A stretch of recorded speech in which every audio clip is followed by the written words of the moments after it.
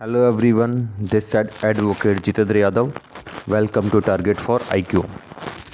आज हम अपनी सीरीज़ यानी कि सोगा, जिसको हम इंग्लिश में बोलते हैं सेल्स ऑफ गुड्स एक्ट और हिंदी में इसको बोलते हैं माल विक्रय अधिनियम 1930। इस सीरीज़ में हम इम्पोर्टेंट एमसीक्यूज़ देखेंगे क्वेश्चन नंबर 1 से लेके 50 तक। ठीक है, तो हम देखेंगे क्वेश्चन नंबर 1 से 50 तक एमसीक्यू सॉल्व करेंगे जो टॉप 50 होंगे। ठीक है, तो हम इसके साथ ही एक चीज़ और आपको बताना चाहता हूँ कि आपके काफ़ी सारे subjects already target for IQ के यूट्यूब चैनल पे अवेलेबल हैं, जो एमसीक्यू की सीरीज़ बनी है, तो आप जाके वहाँ देख सकते हैं।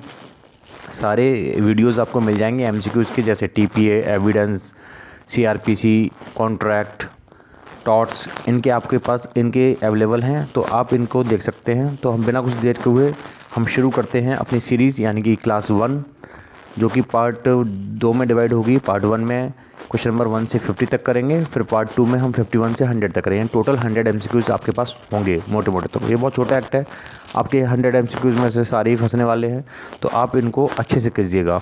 मोस्ट प्रोबेबिलिटी है कि आपके ज़्यादातर क्वेश्चन इसमें से देखने को मिलेंगे। सो क्वेश्चन नंबर 1 है, माल विक्रय अधिनियम 1930 के अनुसार निम्नलिखित में से कौन सा माल है?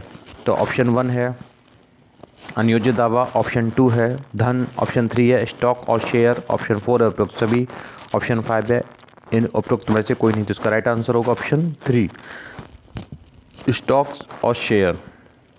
क्वेश्चन नंबर 2 देखते हैं, माल विक्रय अधिनियम 1930 पर लागू हुआ। ऑप्शन 1 1 अप्रैल 1930, ऑप्शन 2 1 जुलाई 1930, ऑप्शन 3 1 दिसंबर 1930, ऑप्शन 4 31 जुलाई 1931। तो इसका राइट आंसर होगा ऑप्शन 2 1 जुलाई 1930। क्वेश्चन नंबर 3 है, माल और विक्रय के लिए करार के बीच अंतर निर्धारित करता है। ऑप्शन 1 संविदा के पक्षकारों के अधिकार और दायित्व, ऑप्शन 2 संविदा में माल की प्रकृति, ऑप्शन 3 संविदा में संपत्ति की प्रकृति, ऑप्शन 4 संविदा की कीमत। तो इसका राइट आंसर होगा ऑप्शन 1 संविदा के पक्षकारों के अधिकार और दायित्व। क्वेश्चन नंबर 4 देखते हैं, माल विक्रय अधिनियम 1930 के प्रावधान लागू होते हैं, किस पर लागू होते हैं? तो इसका राइट आंसर होगा ऑप्शन 1 केवल चल माल पर। माल ऑप्शन क्वेश्चन नंबर 5 है, माल विक्रय अधिनियम 1930 की धारा 27 के तहत अभिव्यक्त माल शामिल है, कौन सा? चल और अचल संपत्ति, ऑप्शन 2 अनियोजित दावा और धन सहित हर प्रकार की अचल संपत्ति, अनियोजित दावा और धन के सिवाय हर प्रकार की चल संपत्ति, ऑप्शन 4 धन सहित सभी चल संपत्ति। तो इसका राइट आंसर होगा ऑप्शन 3 अनियोज्य दावा और धन के सिवाय हर प्रकार की चल संपत्ति। क्वेश्चन नंबर 6 देखते हैं हम, माल विक्रय अधिनियम की धारा 27 के अर्थ के भीतर माल है। ऑप्शन 1 अनियोजित दावा, ऑप्शन 2 धन, ऑप्शन 3 दोनों 1 और 2, ऑप्शन 4 ना तो 1 ना ही 2। तो इसका राइट आंसर होगा ऑप्शन 4 ना तो 1 ना ही 2। क्वेश्चन नंबर 7 को देखते हैं हम,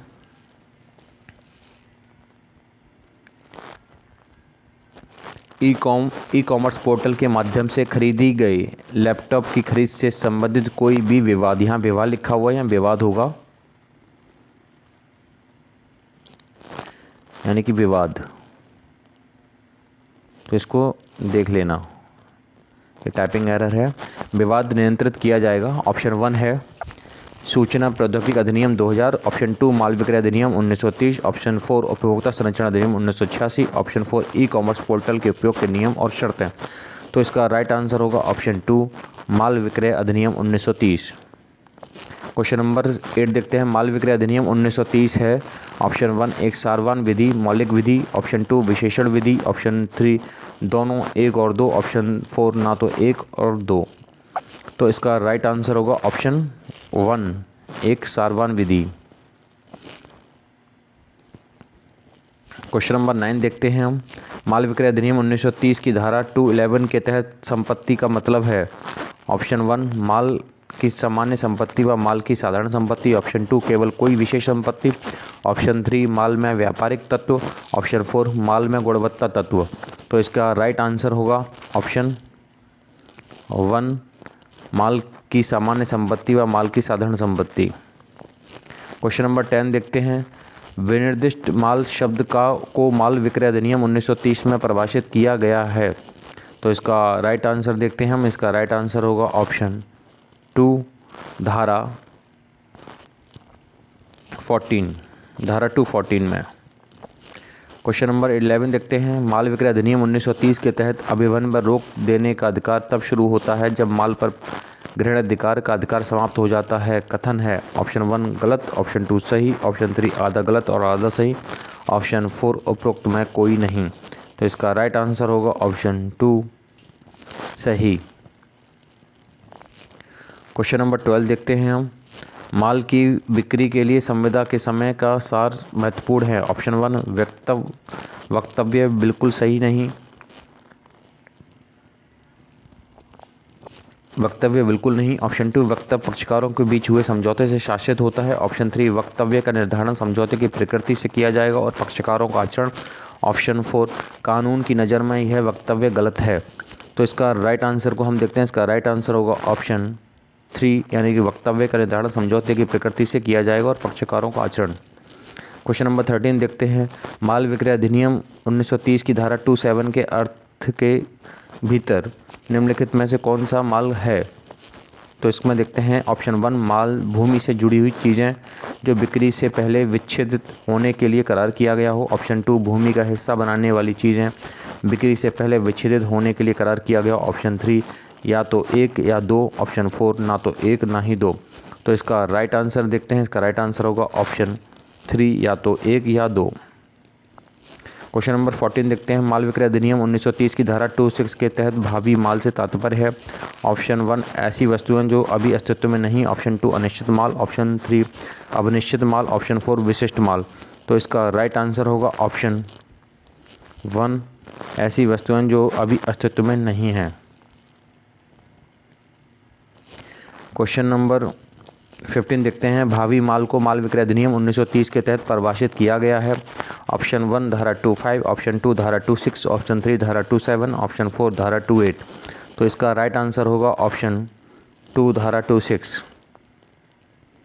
क्वेश्चन नंबर 16 देखते हैं। माल विक्रय अधिनियम के अंतर्गत परिधान से तात्पर्य है। ऑप्शन 1 एक व्यक्ति से दूसरे व्यक्ति को कब्जा हस्तांतरित करना। ऑप्शन 2 स्वामित्व का स्वैच्छिक अंतरण एक व्यक्ति से दूसरे व्यक्ति में। ऑप्शन 3 एक व्यक्ति से दूसरे व्यक्ति को कब्जे का स्वैच्छिक अंतरण। ऑप्शन 4 उपरोक्त में से कोई नहीं। तो इसका राइट आंसर होगा ऑप्शन 3।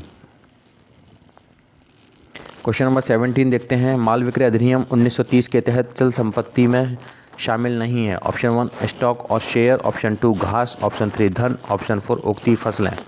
तो इसका राइट आंसर होगा, जल्दी से गैस करिएगा, इसका राइट आंसर होगा ऑप्शन 3 धन।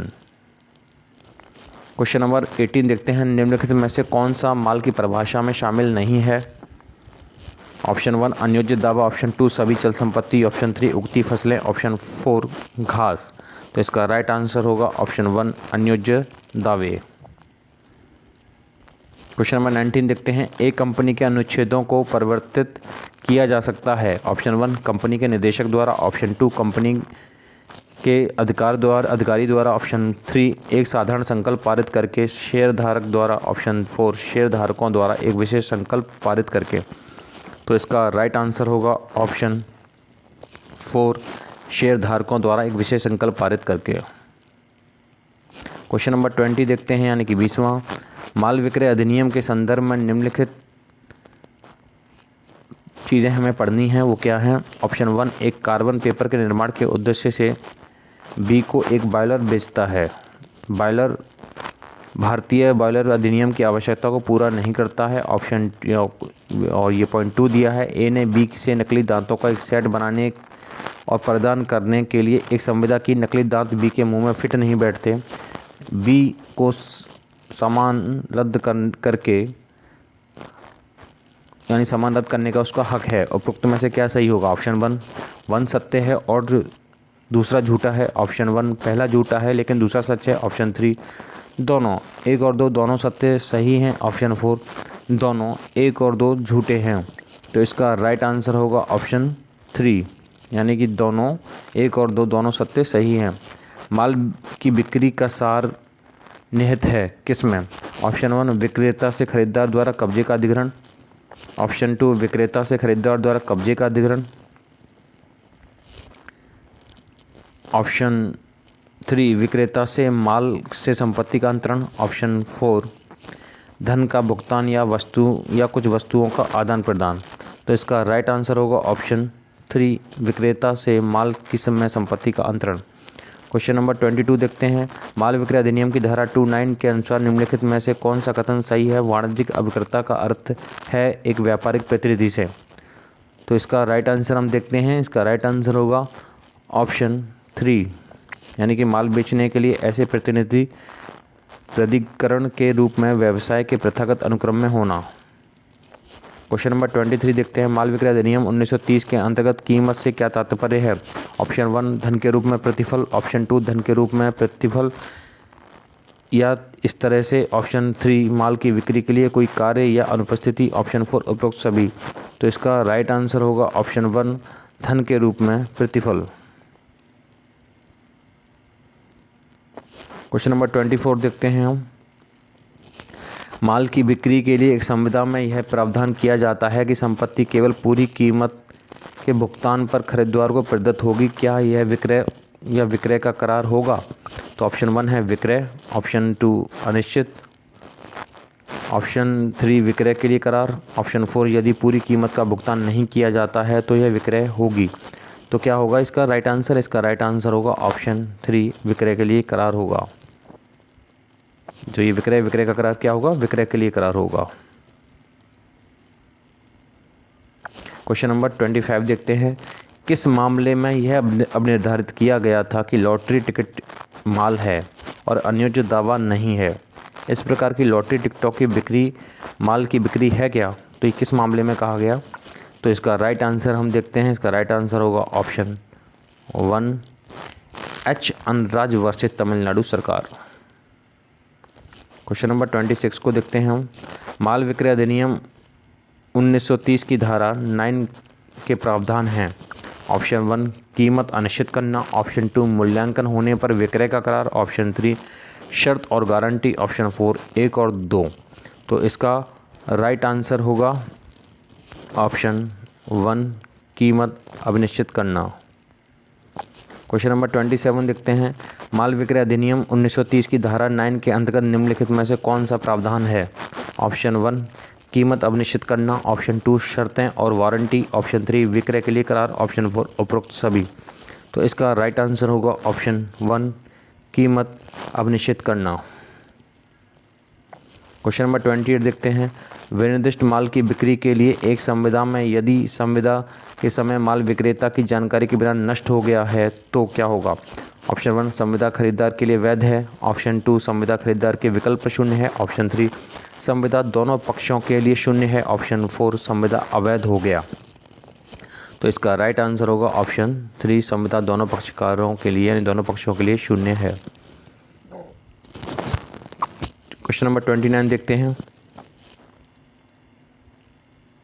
माल विक्रय अधिनियम के तहत माल की बिक्री के संविदा में शर्तों और वारंटी दोनों की प्रकृति की शर्तें हो सकती हैं।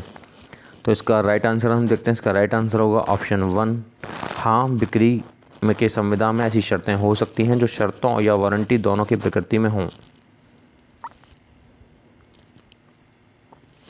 क्वेश्चन नंबर 30 देखते हैं हम। निम्नलिखित में से कौन सी बिक्री के संविदा का एक आवश्यक घटक नहीं है? ऑप्शन 1 माल की एक साथ वितरण और माल के लिए भुगतान। ऑप्शन 2 स्वीकृति। ऑप्शन 3 प्रतिफल। ऑप्शन 4 प्रस्ताव। तो इसका राइट आंसर देखते हैं। इसका राइट आंसर होता है ऑप्शन 1 माल की एक साथ वितरण और माल के लिए भुगतान। क्वेश्चन नंबर 31 देखते हैं हम।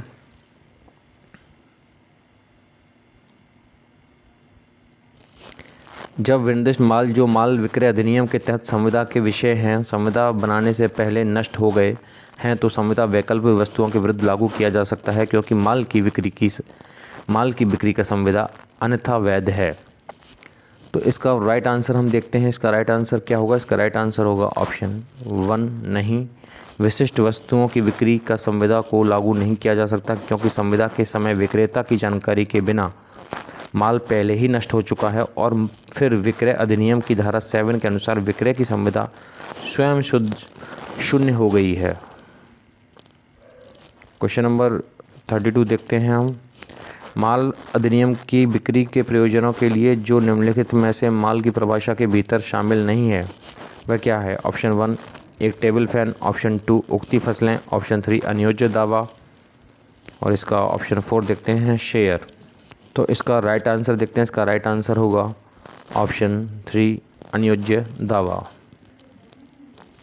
क्वेश्चन नंबर 33 देखते हैं। माल विक्रय अधिनियम के अनुसार विक्रय के लिए करार से तात्पर्य है? ऑप्शन 1 केवल एक विक्रय, ऑप्शन 2 एक विक्रय और विक्रय के लिए करार, ऑप्शन 3 केवल विक्रय के लिए करार, ऑप्शन 4 ना तो विक्रय ना ही विक्रय का करार। तो इसका राइट आंसर हम देखते हैं। इसका राइट आंसर होगा ऑप्शन 2 एक विक्रय और विक्रय के लिए करार। क्वेश्चन नंबर 34 देखते हैं हम। माल विक्रय अधिनियम के तहत बेचने के लिए विक्रय और विक्रय के करार के बीच कोई अंतर नहीं है। तो ये हम इसका राइट आंसर देखते हैं। इसका राइट आंसर होगा ऑप्शन 2 माल विक्रय अधिनियम के तहत विक्रय के करार और बिक्री के बीच अंतर है, क्योंकि माल में संपत्ति शीर्षक जो विक्रय के करार के विषय में है केवल तभी पारित होंगे जब समय चूक या शर्तों को पूरा किया जाए, या तो समय चूक गया हो या शर्तों को पूरा किया जाए। इस शर्त पर कि माल में संपत्ति को स्थानांतरित किया जाना है और उसके बाद विक्रय के करार बिक्री में परिपक्व हो जाता है। क्वेश्चन नंबर 35 देखते हैं। शर्तों पर माल बेचने के लिए एक करार में की कीमत का मूल्यांकन किसी तीसरे पक्ष के द्वारा किया जाना है, लेकिन इस तरह के तीसरे पक्ष मूल्यांकन में विफल रहता है तो क्या होगा? तो इसका राइट आंसर देखते हैं हम। इसका राइट आंसर होगा ऑप्शन 4 क्रेता और विक्रेता मूल्यांकन नहीं कर सकते हैं और समता शून्य हो जाती है। क्वेश्चन नंबर 36 देखते हैं। माल की खरीद और विक्रय के लिए संविदा में नुकसान का मूल्यांकन क्या होगा? तो इसका ऑप्शन 1 है संविदाकृत मूल्य और वास्तव में भुगतान की गई कीमत के बीच का अंतर, ऑप्शन 2 बाजार मूल्य और वास्तव में भुगतान की गई कीमत के बीच का अंतर, ऑप्शन 3 मूल्य के बीच का अंतर बाजार मूल्य पर सहमत हो गया है, ऑप्शन 4 बाजार मूल्य और अनुमानित मूल्य के बीच का अंतर। तो इसका राइट आंसर होगा ऑप्शन 3 मूल्य के बीच और मूल्य बीच का अंतर बाजार मूल्य पर सहमत हो गया है। क्वेश्चन नंबर 37 देखते हैं हम। माल विक्रय की संविदा हो सकती है ऑप्शन 1 सशर्त, ऑप्शन 2 निरपेक्ष, ऑप्शन 3 अस्थायी, ऑप्शन 4 या तो 1 या तो 2 यानी कि 2। तो इसका राइट आंसर क्या होगा? इसका राइट आंसर होगा ऑप्शन 4 या तो 1 हो सकता है या ऑप्शन 2। यानी सशर्त भी हो सकता है, निरपेक्ष भी हो सकता है। क्वेश्चन नंबर 38 देखते हैं। माल के विक्रय में शर्त है ऑप्शन 1 संविदा के मुख्य उद्देश्य के लिए आवश्यक मात्रा, ऑप्शन 2 शर्त पर मूल्य, ऑप्शन 3 सीमा की सीमा, ऑप्शन 4 उपरोक्त में से कोई नहीं। तो इसका राइट आंसर देखते हैं। इसका राइट आंसर है ऑप्शन 3 सीमा की सीमा।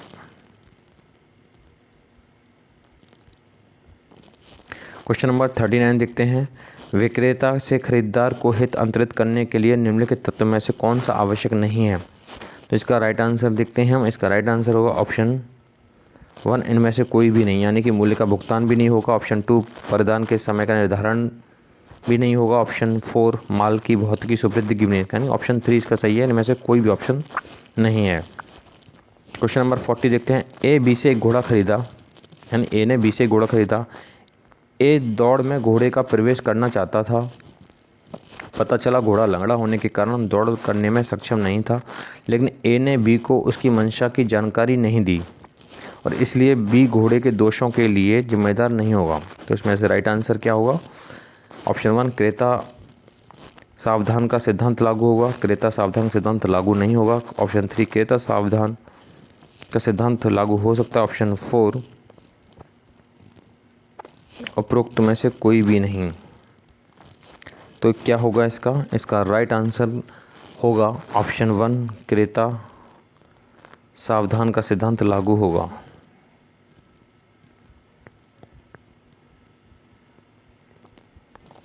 क्वेश्चन नंबर 41 देखते हैं। माल विक्रय अधिनियम 1930 के तहत सूची सेकंड को हमें मैच करना है, तो हमें मिलान करना है। तो इसको हम इस तरीके से देखते हैं कि सेक्शन 15 क्या कहते हैं, धारा 15 क्या कहता है। तो जल्दी से गैस करिएगा इसमें क्या होगा। यानी कि इसका धारा 15 कहता है 2 को यानी वर्णानुसार विक्रय, ठीक है। और धारा 27 कहता है उस व्यक्ति द्वारा विक्रय जो मालिक नहीं है, यानी कि हमारा 2, 4, 2, 4, 2, 4 ये आ गया, यानी कि ऑप्शन 1 और ऑप्शन 2 में से कोई एक सही है। फिर हम चलते हैं धारा 16 जो कि होगी ऑप्शन 1 यानी गुणवत्ता या योग्यता के रूप में विवेचन।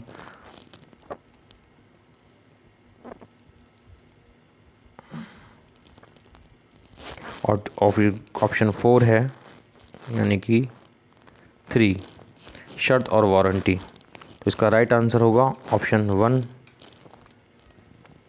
क्वेश्चन नंबर 42 देखते हैं। नमूने द्वारा एक बिक्री में गर्भित शर्त है। ऑप्शन 1 माल का थोक नमूना, ऑप्शन 2 माल के अनुरूप होगा क्रेता के नमूना, ऑप्शन 3 माल के साथ थोक की तुलना करने का उचित अवसर होगा कि माल उपरोक्त सभी अव्यय दोष हैं, ऑप्शन 4 उपरोक्त सभी। तो इसका राइट आंसर होगा ऑप्शन 2। क्वेश्चन नंबर 43 देखते हैं। नमूने द्वारा एक बिक्री में गर्भित शर्त है।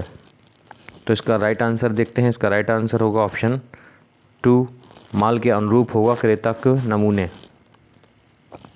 क्वेश्चन नंबर 44 देखते हैं। माल एक परिदृढ़ स्थिति में कहा जाता है जहां ऑप्शन 1 वे अच्छी स्थिति में है, ऑप्शन 2 वे उचित स्थिति में है, ऑप्शन 3 उन्हें समय पर वितरित किया गया है, ऑप्शन 4 क्रेता संविदा के तहत अपने परिधान लाने के लिए बाध्य है। तो इसका राइट आंसर होगा ऑप्शन 4 क्रेता संविदा के तहत अपने परिधान लाने के लिए बाध्य है। क्वेश्चन नंबर 45 देखते हैं। माल विक्रय अधिनियम 1930 की धारा 12 के अनुसार वारंटी है। ऑप्शन 1 संविदा के मुख्य उद्देश्य के लिए आवश्यक शर्त, ऑप्शन 2 संविदा के मुख्य उद्देश्य के लिए एक समाश्रित शर्त, ऑप्शन 3 संविदा को अस्वीकार करने के लिए एक शर्त, ऑप्शन 4 उपरोक्त में से कोई नहीं। तो इसका राइट आंसर क्या होगा? इसका राइट आंसर होगा ऑप्शन 2 संविदा के मुख्य उद्देश्य के लिए एक समाश्रित शर्त। क्वेश्चन नंबर 46 देखते हैं। यदि माल की बिक्री के लिए संविदा एक पूरे संविदा के तहत 2 या अधिक चीज़ों की बिक्री के लिए है, उनमें से कुछ के नष्ट हो जाने पर क्या होगा? तो इसका राइट आंसर होगा ऑप्शन 1 पूरे संविदा से बचे पूर्व संविदा समाप्त होगी।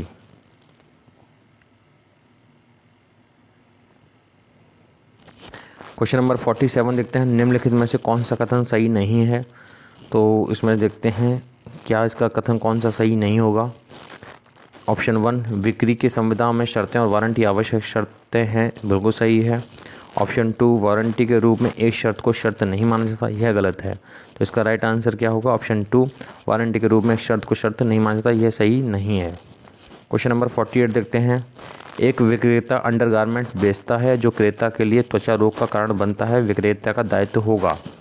वह गारंटी के उल्लंघन के लिए उत्तरदायी है। ऑप्शन 2 वह एक शर्त के उल्लंघन के लिए उत्तरदायी है। ऑप्शन 3 वह उत्तरदायी नहीं है। ऑप्शन 4 क्रेता को सावधान रहना चाहिए। तो इसका राइट आंसर होगा ऑप्शन 2 वह एक शर्त के उल्लंघन के लिए उत्तरदायी है। क्वेश्चन नंबर 49 देखते हैं। विक्रेता की संविदा में एक विवक्षित गारंटी के विषय में प्रावधान किस धारा में किया गया है? ऑप्शन 1 धारा 14A में, ऑप्शन 2 धारा 14B में, ऑप्शन 3 धारा 15 में, ऑप्शन 4 धारा 16(2) में, यानी 16(2) में। तो इसका राइट आंसर होगा ऑप्शन 2 14B में।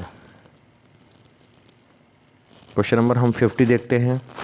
माल विक्रय अधिनियम 1930 के तहत माल के हक के अंतरण से संबंधित कानून का प्रावधान किया गया है। ऑप्शन 1 धारा 19 से 26, ऑप्शन 2 धारा 27 से 30, ऑप्शन 3 धारा 12 से 18, ऑप्शन 4 धारा 31 से 36। तो इसका राइट आंसर होगा ऑप्शन 2 धारा 27 से 30। तो ये हमारी क्लास आज कंप्लीट हुई, यानी क्लास 1 सोगा यानी कि सेल्स ऑफ गुड्स एक्ट माल विक्रय अधिनियम 1930 का। अब हमारी जो नेक्स्ट क्लास आएगी क्लास 2, वो हमारी क्वेश्चन नंबर 51 से 100 तक होगी, यानी कि वो भी हमारी 50 MCQ टॉप 50 MCQs होंगे एंड टोटल हमारे पास टॉप 100 MCQs अवेलेबल होंगे सोगा को सॉल्व करने के लिए। आई होप यह वीडियो आपको पसंद आया होगा और ये आपके लिए बहुत हेल्पफुल होगा और इसको आप पढ़ के प्लीज़ अपना एग्ज़ाम दीजिएगा बहुत अच्छे से without stress. So all the best. और इसके साथ मैं कहना चाहूँगा कि हमारी सारी सीरीज़ अवेलेबल हैं, तो आप उन्हें देख सकते हैं। So thank you for watching.